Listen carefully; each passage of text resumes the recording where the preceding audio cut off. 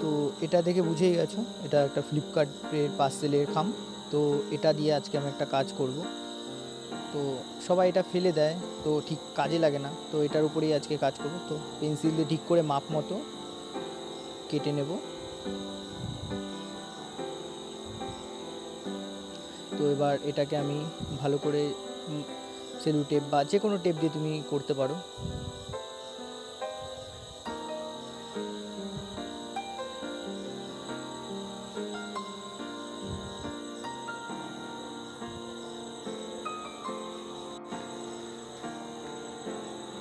তো এটা ভালো করে আঠা লাগিয়ে নিতে হবে। তো আঠাটা ভালো দু সাইডে লাগিয়ে নিলাম।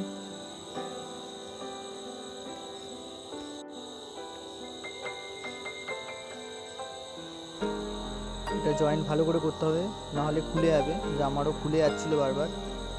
তো ভালো করে ধরে রাখতে হবে যত সময় না লাগছে। তো এবার মাপ মতো কেটে রোল করে নিলাম। তো একটি ডুম ছিল, ডুমটা খারাপ হয়ে গেছে, তো এই ডুমটা কাজে লাগবে। তো ঠিক মাপ মতো ডুমের নিতে হবে।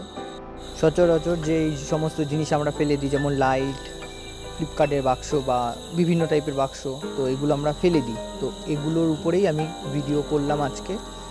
তো কেমন লেগেছে অবশ্যই জানিও, ভালো লাগলে সাবস্ক্রাইব করে দিও, আর অবশ্যই একটা লাইক করে দিও,